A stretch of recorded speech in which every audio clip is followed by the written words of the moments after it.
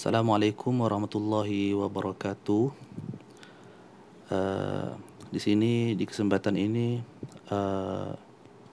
kita akan mengulang kaji sedikit mengenai tajuk istinja, yang mana tajuk ini telah pun dipelajari oleh murid-murid dan juga telah dipelajari sebelum ni. Okey, saya harap murid-murid boleh nampak ya keza ataupun macam mouse lah yang nampak yang ustaz gerakkan ni. Okey, kita ulang kaji sedikit untuk supaya boleh ingat, supaya ibu bapa yang membimbing pun boleh faham sedikit. Yang tidak pandai baca Jawi mungkin boleh tengok di sinilah. Okey. Apakah itu istinja? Istinja ialah membersihkan kubul dan dubur selepas membuang air kecil. Dengan tu tidak ada ya, selepas membuang air kecil dan air besar menggunakan alatan yang tertentu. Okey, kubul itu ialah yang buang air kecil dan dubur itu tempat kita membuang air besar. Okey, alatan istinja, tengok di sini alatan istinja. Alat istinja ni terbagi kepada dua, iaitu satu air mutlak, satu lagi yang sini 1 2 3 4 5 6. Kain kering, kertas, batu, tisu, daun kering dan kulit kayu kering. Ini ialah alatan yang kita boleh gunakan untuk beristinja. Dan di sini kita perlu mungkin betulkan kefahaman kita. Ada setengah orang faham istinja ni kalau tidak ada air baru boleh guna alat istinja. Itu tidak tepat ya. Sebenarnya alatan istinja ni kita boleh gunakan dia. Boleh gunakan dia kalau kita mahu. Kalau tidak mau guna air boleh guna. Okey, tetapi cara yang terbaik ialah kita menggunakan alatan istinja dulu. Okey, bila sudah bersih tu najis baru kita menggunakan air mutlak. Okey, ini sudah pun dipelajari ya. Okey, kita pindah ke slide yang seterusnya.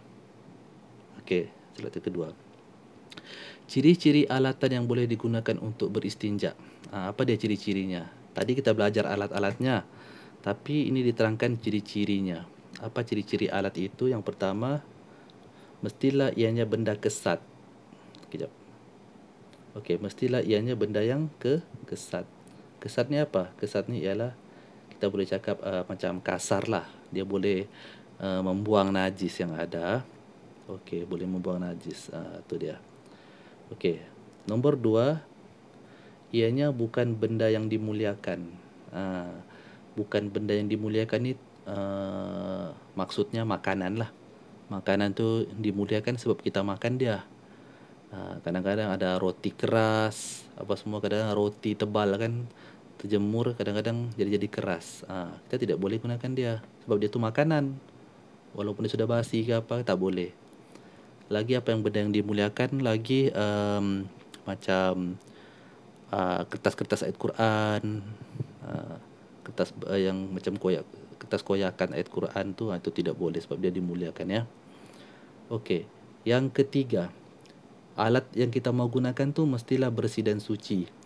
Ia punya bukanlah benda najis ya, seperti tai binatang, kering dan lain-lain. Ini kadang-kadang ustaz sudah bagi contoh dalam kelas bahawa kalau tai lembu kadang-kadang dia pun boleh keras juga kalau lama-lama di luar. Kadang-kadang orang nampak dia macam batu, kadang orang ambil, orang guna. Itu tidak boleh ya. Okey, yang keempat. Okey, nampak ke? Okey, jap. Okey, boleh menghilangkan najis. Benda yang kita mau gunakan tu mestilah boleh menghilangkan najis. Dia bukan benda-benda yang licin seperti plastik, kaca, apa lagi? Benda yang licin. Okey, apa-apalah benda yang licin yang tidak boleh membuang najis, tidak boleh menggerakkan najis, tidak boleh digunakan. Boleh digunakan, dia tidak sah ya. Kita pindah kepada yang terakhir. Syarat-syarat Okey. Syarat-syarat istinja apa dia? Syarat-syarat istinja adalah syarat-syarat istinja selain daripada air. Kalau kita mau guna alat-alat istinja tu, yang pertama, najis tidak berpindah ke tempat lain pada tubuh badan. Kadang-kadang ada pelajar yang mungkin terkencing ke, tidak sempat duduk ke, kadang dia mengalir ke paha, maka kita tidak boleh membersihkan najis itu dengan benda-benda kesat macam batu ataupun tisu kita lap. Itu tidak bersih. Kita mesti menggunakan air saja. Di mana kita boleh menggunakan alat-alat istinja itu hanyalah pada tempat keluar itulah.